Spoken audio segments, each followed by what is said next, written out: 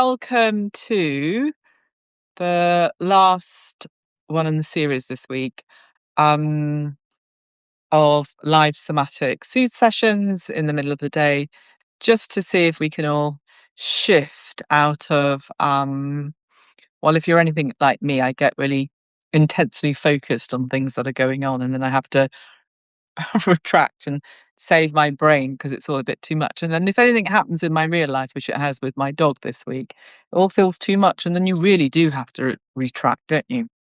So for this lesson, could you very quickly, it doesn't matter if you don't have it, but if you do have a face flannel, go grab a face flannel. But if you don't have it, it really doesn't matter. You're going to be lying on the floor. We're going to be about 20 minutes. So if that feels good, go grab your face flannel. If you don't have one, come to lie on the ground. Everyone, when you do get all your bits and pieces, come to lie on the ground and let your legs be long and your arms be long. So hello, everyone who's just joined. Before you get on the ground, if you've got a minute, just go and type in a word of how, something, how you're feeling, to describe how you're feeling. Can't get the words out today. um, so just one word, a couple of words, let me know how you are today, and then we'll check in when we're finished, and I think you will find that something shifted. I can tell you how I'm feeling, rattled. I'm rattled at the end of the week. So I'm looking forward to stopping sort of mid-afternoonish, and then I'll go and do something. I'll go and do something physical, like clearing up my house or cooking, so I can just move um, all those kind of everything that I've held in. I can kind of move it out of me. All right. So if you have got face flannel, you've come to lie on the ground. We will start. So just notice how you feel, how you are, and how you sense what you've been going through this week, how you sense that in your body. So for some of you, it might have been a really busy week. Maybe Fridays are the day you start to ease up. Bit exhausted, Anna. Yeah. Well, welcome. And let's see what we can do with that by the end of the class. Let's see if we can change your state a little bit. So you're lying on the floor, legs are long and arms are long. And could you just notice how you feel today? For what you say to describe how you feel, how do you sense that in your body, and where do you sense that in your body? That gives us some really good clues about where we hold our emotions when we're feeling a bit kind of done in, or even when we're feeling good.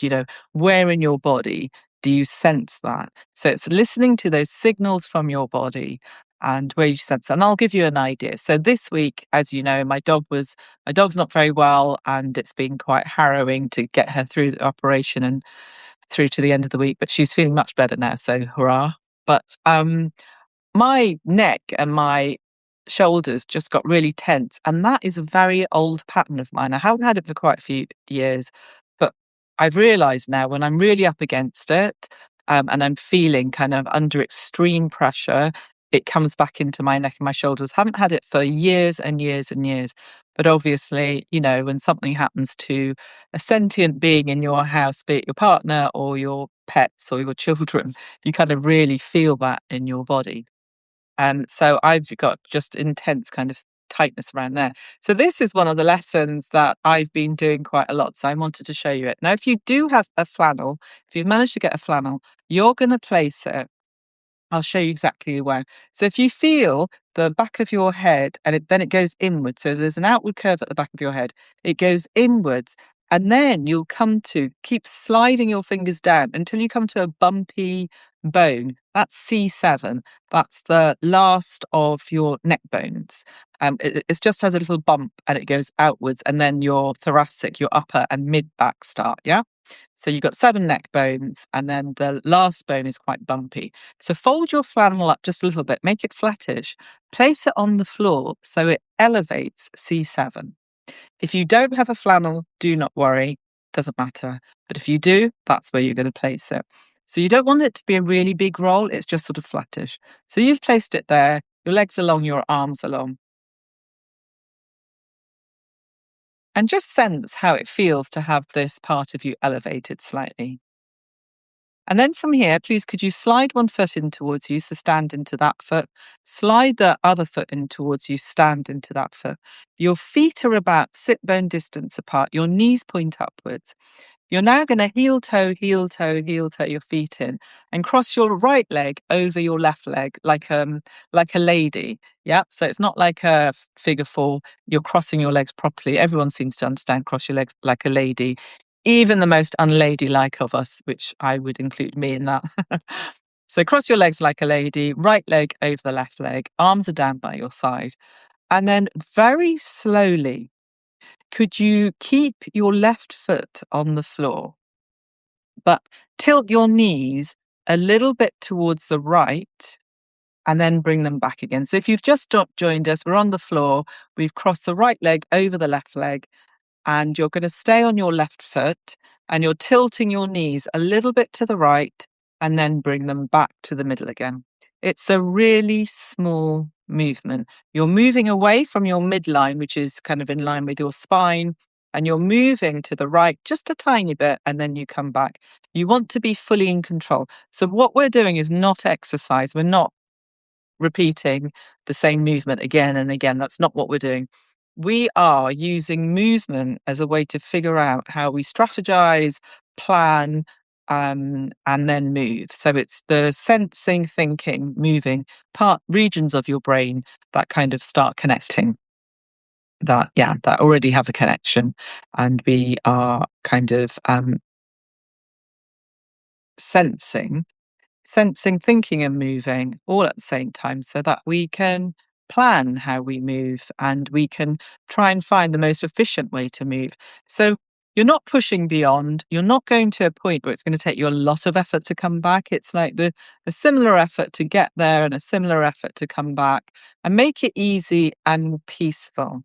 Now, how you move is all about how you move through life. And I was just teaching somebody earlier, and every time I give her a movement to do, she puts all her force into that movement. And that's quite common. We all do it because we kind of think to exist is to endure. And it isn't. There's so much more to being human than just enduring, meeting our basic needs, right? So can we just listen in and notice how we do this? Now, if you go to the bigger joint, like the pelvis, and you let your pelvis roll a bit to the right, then instantly you've got more control. So if you were thinking about the knee, that has no feedback. That's kind of moving in gravity with no kind of feedback around it. But if you go to your pelvis, now you've got more information coming into the system. You've got the movement away from the floor and the movement back towards the floor. You've got the information coming in from your left foot, which isn't going to peel up and down. You're going to roll across the whole foot. You've got information across the bones and the muscles and the connective tissue through the foot, giving your nervous system, your brain is part of your nervous system, giving your brain some information about where you are in space and how your weight transfers through you. All really important stuff. So have this really sweet, easy kind of movement of your knees to the right, and then they come back and your knees to the right.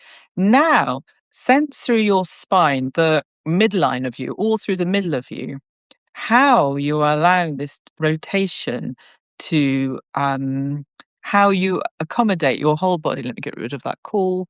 How you accommodate your whole body accommodates this rotation. So the pelvis is rotating. That means that the lumbar spine, the bones up from the sacrum, they're rotating, and it's like a relay race. They pass this rotation onto the next one and the next one and the next one. That is going to help you make this movement sweeter, smoother, easier. And then notice how far up your skeletal system can you sense this rotation. And you might feel that the same side shoulder gets heavier, the opposite shoulder blade gets lighter. Maybe you have an impulse of your head to roll a bit. Maybe you can feel your eyeballs rolling. So just notice what's happening. Your eyes are closed if possible, lips are closed, you're breathing in and out through your nostrils, nice and slow. The next time your knees come up, uncross your legs, slide one leg away, slide the other leg away, and now you're back to legs long and arms long. And Notice the residue of that exploration. Does your right side feel different to your left side? Maybe the right side feels zingy, kind of vibrant, more known, maybe heavy, maybe wider. So, what are the clues that you've been doing this? If you had no memory, how do you know that you've been doing this movement? And the clues are all in your senses, aren't they? So, in everything that you can feel, all that information coming from your body up into your brain, what what is that information that tells you? And it's to do with pressure. It's to do with width. It might be to do with temperature. It's to do with how you now breathe on the right side. Is there a difference? Are you more aware of the right side? Okay, please bend your knees up one by one, sliding each foot towards you, standing into your feet, heel toe, heel toe. And this time you're going to take the left leg over the right leg, cross your legs like a lady. So, not a figure of four, they're kind of, they meet, the thighs meet. And just pause there for a bit. Keep the right foot on the floor. And then from here, very slowly tilt your knees to the left this time and bring it back. And know that you are moving to gain more information, to feed new information to the system. So we're not moving to exercise, we're not moving for range, we are moving so that we can sense how we do things, how do we plan things? What is our impulse when you hear an instruction? Do you jump to it? Do you aim for range? Do you put a lot of effort into it? That's probably going to be the same approach that you adopt in life. Um, and could we kind of ponder? Could we just take a little moment to let the guidance land and then interpret my guidance into your sensation so that you can go, okay, so I can really feel my pelvis on the ground.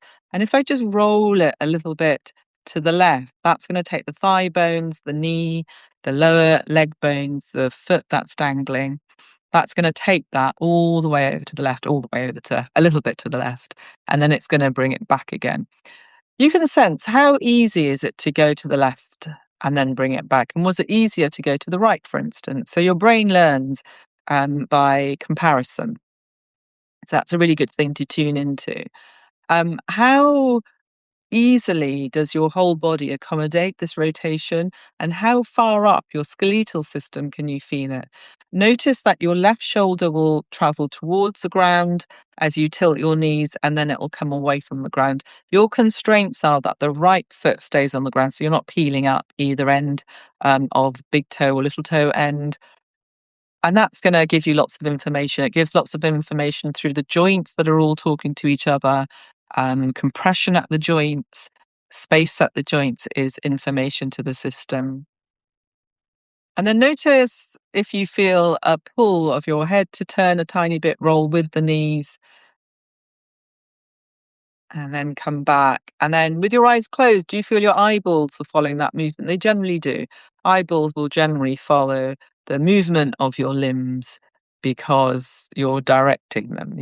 If you point, look, reach in any particular direction, it would make sense that your eyes will turn to that.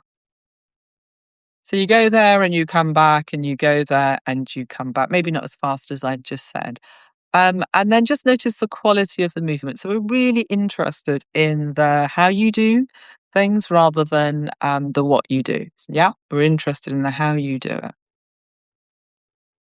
Great. Next time you come back to the middle, uncross your legs and then let the left leg slide away, let the right leg slide away, and just pause, consider, breathe, and notice, how do you land on the floor now? Has it changed? Do you feel wider? More connected to the floor? Have you dropped a little bit? It's clever, isn't it? So the contractions that you hold subconsciously without realizing are kind of habitual contractions. they might have let go now because your brain suddenly thought, we're doing this new movement. We know that you're safe. You're on the floor. You're not going to fall. So let's just let go of this contraction that's costing us energy so we can focus on this new thing. And that is called learning. And actually, interestingly, you can't learn and do at the same time. So it's in the not doing that your brain processes what you have just done. Okay, let's try one more version. So slide one foot, slide the other foot back towards you, stand into your feet, heel toe your feet, take the right leg across the left leg, and then take your arms up to the ceiling and have your palms together. And imagine that you have no elbows. The palms, again, imagine that you've got some sort of nice, compassionate super glue in between your palms. They can't slip. They're going to stay together. Yeah. So you can't do that. They're going to stay together. The elbows are long. So you've got these long arm bones and they connect through both shoulder blades and the space in between the shoulder blades on the floor. So you've got this rounded structure underneath you. That's going to give you a little bit of a clue as to how to move. So we've got the right leg over the left leg. You are going to tilt your knees a little bit to the right and then bring them back with your arms pointing upwards. Arms point upwards, but just the knees tilt. And notice how far up your spine you can feel the tilting of the knees and where you meet the part that doesn't move, which are the arms. Yeah. So you'll have this rotation trickling up the spine until you meet a place where there's a little bit of, maybe a little bit of tilting through the shoulders towards the right. Maybe you can sense that, but you're not doing anything. You're just sensing into what's happening. And then the next time the knees come to the middle, leave them there. And then could you tilt your arms a little bit to the left and then bring them back again? And a little bit to the left and bring them back again. And notice that it isn't the arms doing that, yeah? Because you're rolling across the rounded part of the back of you, your rounded nature, if you like, and the back of the head is rounded as well. So I'm guessing that if you don't inhibit movement, the head will want to come too. There'll just be a little bit of an impulse. So we're not doing that and that. Yeah, that's not what we're doing. But because you're on the floor and you're rounded, as the arms tilt in opposition to the right leg on top of left leg, you'll feel that movement a little bit. Eyes are closed. You might feel that your eyeballs are rolling as well. Great. And then come to the middle. We're going to put those two things together. Could you imagine that you've got a resistance band that connects your right knee to your hands? Yeah. So it's going to go like up like that, right knee to hands. And it's nice and taut. And it's not a super strong one. It's one with a little bit of flex in it. Very slowly, can you tilt your knees to the right and your arms to the left and come back to the middle? And do that a few times and do it in service to finding out how you do it. Yeah. And you want to increase your comfort and your ease. And you're going to move away from the midline at the same time. You come back to the midline at the same time. And you have the same effort in that in the arms as you have in the knees. And you're still breathing. So make sure you're still breathing and it feels easy, it feels effortless, and you're in the sensations. Now, what's happening here is we've got a rotation and a counter rotation. So there's somewhere in the spine that you meet that rotation and counter rotation. And why this works so deeply, I think, is because we're considering many different perspectives, many different point of view. So often in movement, we move in isolation, that one part of us in exercise, don't we? But here, what I'm asking you to do is go to the arms, go to the knees, go to the foot, go to the back of the pelvis. And now consider your spine. And as your knees go in one direction and your arms going up the other direction, where in the spine does that counter rotation happen?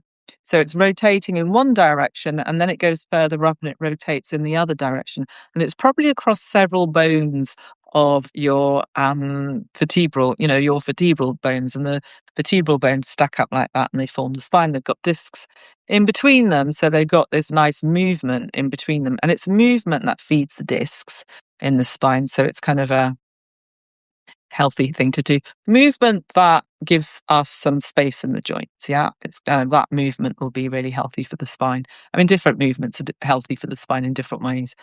But in these lessons, we're really interested in this slow, small kind of little inquiry.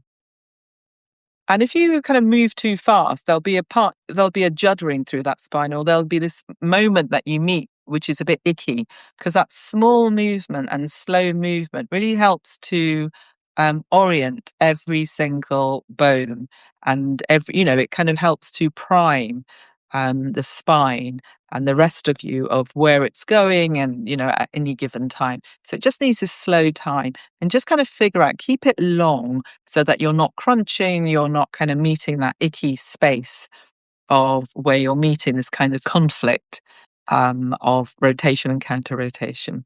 Brilliant. Bring it back together, let your arms come down, unhook your legs, let your legs slide away, and just process that movement. And here's an interesting question. When you let go of the movement, what else do you let go of?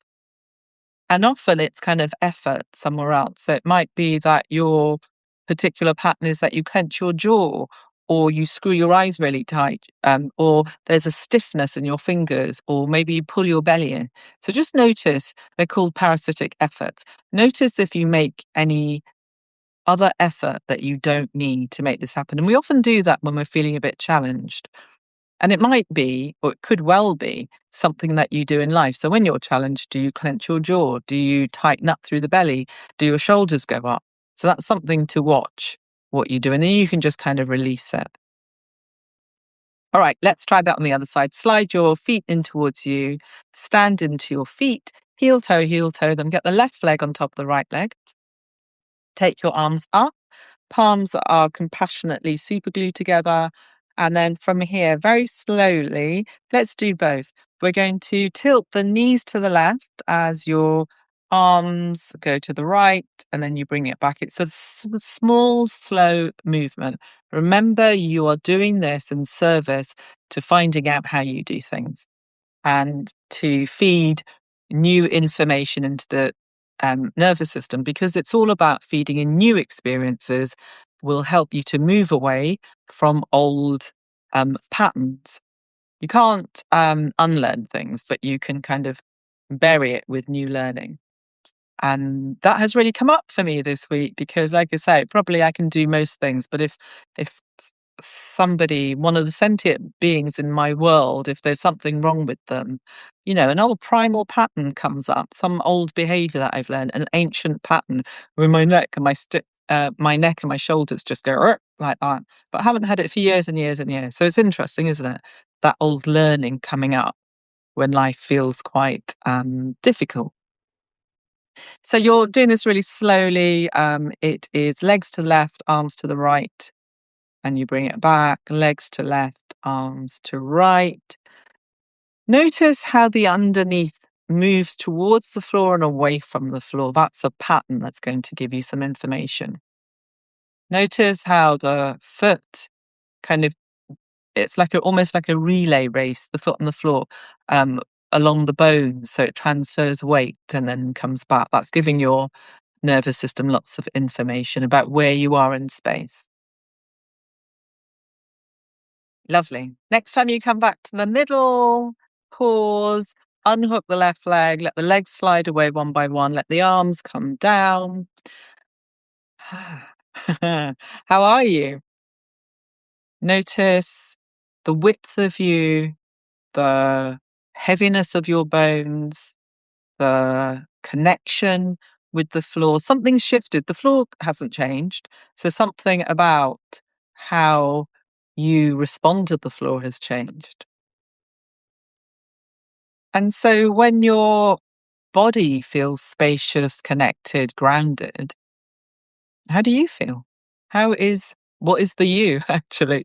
But, how is your mind? Maybe not so concerned about your worries, your daily concerns. Maybe it's softened because, of course, you can't have a tense body and a relaxed mind, or a tense mind and a relaxed body. They're the same thing. And it's such a good reminder when you're really caught up in your head. It just needs the whatever's going on in your head will have a pattern associated with it in your body, and there's generally a pattern of contraction. And so what we're looking for is to understand that your body responds first. So let's go to the body, and then that will release those thought patterns, because I think that there's a hierarchy. Either what your brain will do is course correct it and say, you're not in danger here right now. You've just got an internal pattern. Your shoulders have just come up, so you can do something to release them. Or it will confirm it and go, yeah, you're in danger. Let's get out of here. So bend your knees, roll over to one side, come up to sit. And if you could type in a word or two on how you feel now and how your state has shifted, if it has, that would be great to read. And thank you so much for joining me this week. I hope you found it helpful. And if you want more of that, then I'm going to do a Substack Live every week, and the replays available to my paid subscribers. Grounded Sophia, lovely. Yeah, great. Doesn't take long. And I also do a monthly, much longer live with subscribers, so you can get all the archives of that. And you're very welcome to join in with the Substack Lives, because it's nice to just be in community, even though I can't see you. It's nice to receive your messages. Centered. Yeah, great. Lovely. And hope to see you all again. Have a peaceful weekend, and I will see you again next week. Take care. Bye bye.